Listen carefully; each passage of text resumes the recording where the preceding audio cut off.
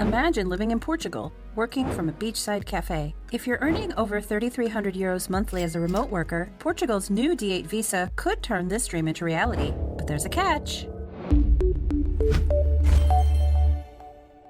Hola, explorers, and welcome to Remote Life Portugal, the channel where we talk and guide you on everything related to Portugal and making money online. Today, let's unravel the mysteries of the Portuguese Digital Nomad Visa, the D8.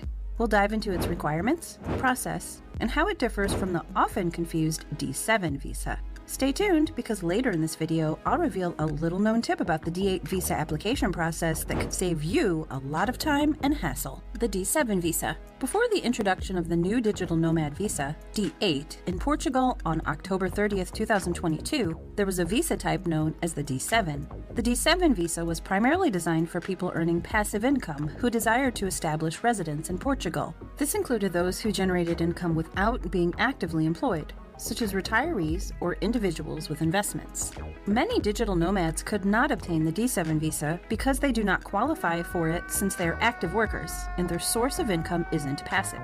Upon recognizing the growing trend of digital nomads earning income while working remotely, Portugal acknowledged the need for a distinct visa category tailored to this dynamic group. That was why the D8 visa was introduced, to address the unique requirements of digital nomads and remote workers. The D8 visa allows digital nomads to work and earn income from anywhere in the world while residing in Portugal. However, your monthly income must be 4 times the country's minimum wage. Are you a freelancer, remote worker, or online business owner? You all fall into this category. All you need to know about the Portugal D8 Digital Nomad Visa. The D8 visa, also known as the Portugal Digital Nomad Visa, is a streamlined and stress-free avenue for non-EU remote workers seeking to establish legal residency in Portugal. With such a visa, you get to live in Portugal all year long and enjoy the benefits that come with residency, such as access to Portugal's public health service and free education for your children, if you have any. After 5 years of residency,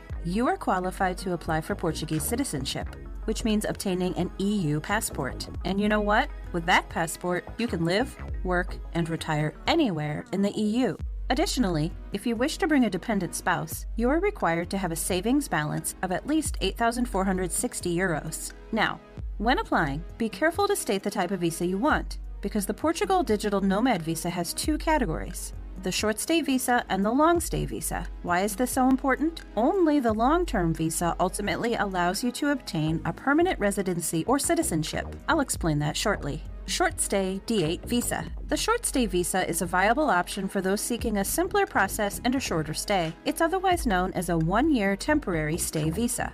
To apply, simply visit the Portuguese consulate in your home country. This digital nomad temporary stay visa is relatively straightforward and stress-free. It allows for a stay of up to 1 year, with the possibility of a one-time renewal. You can also leave and return to the country within that period. However, it does not grant you the right to claim a residency permit, nor can you bring in any member of your family as a dependent throughout your stay. Long-term D8 visa. On the other hand, the long-term visa is the opposite. If you desire a more extended stay in Portugal, the long-term stay visa, also known as the residence visa, is your best bet. It's a 2-year visa that allows you to request a resident permit upon arrival in Portugal. However, this must be done before the expiration of your visa.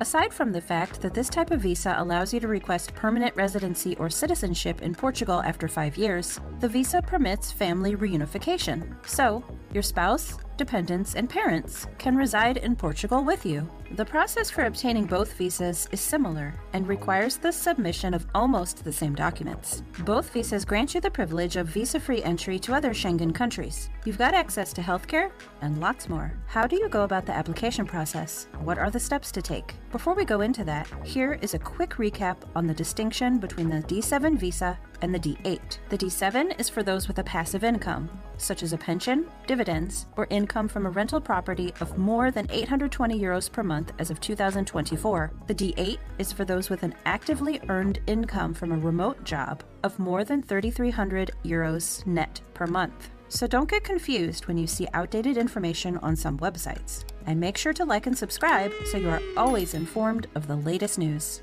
How to apply for a Portugal D8 Digital Nomad Visa. The process to obtain the Portugal Digital Nomad Visa consists of 2 main steps. The first step is the initial application, which requires you to visit the local consulate and have a temporary D8 visa stamped on your passport. To complete this step, you must follow the application process provided by the Portuguese consulate in your home country. This typically involves submitting all the required documents and completing the necessary forms. Getting a response on your application takes at least 60 days from the submission date, provided all the necessary documents are included. After you submit your complete application, the consular service responsible for processing it must seek a legal binding opinion from the Agency for Integration, Migrations, and Asylum, AMA, formerly known as SEF.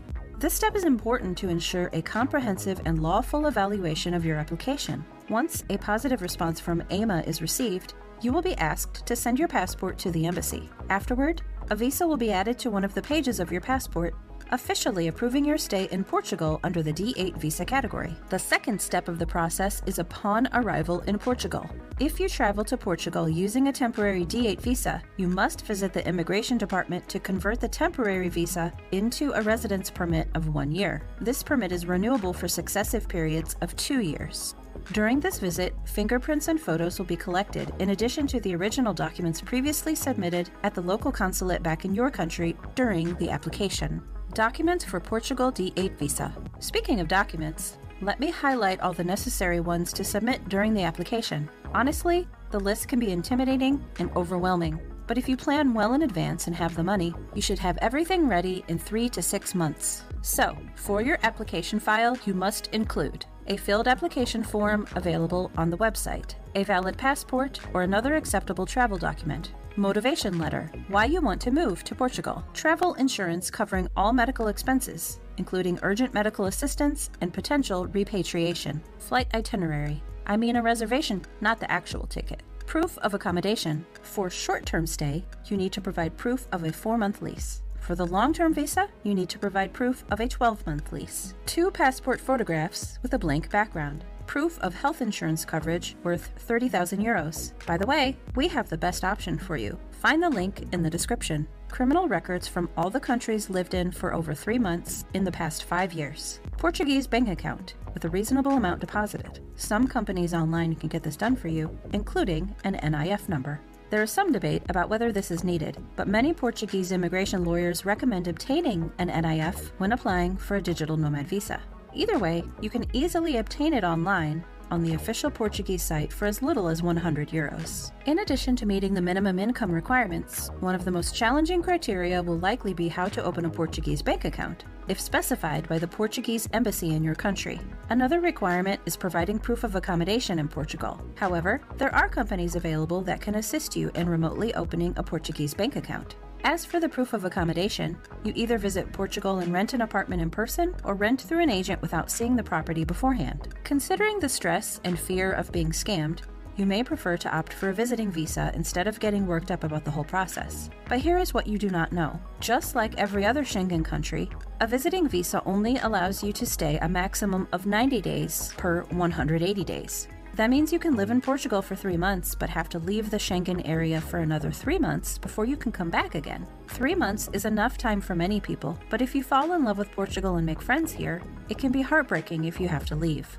Another option you could consider is booking a one-on-one session with us to ask all the questions you have regarding a stay in Portugal as digital nomads. Many people try to get extensions for the Schengen visa, but this can sometimes be challenging. This is why the Portuguese government came up with this initiative of the D8 Digital Nomad Visa. Portugal is an excellent choice for establishing a base as a nomad. It boasts a thriving nomad community, especially in Lisbon.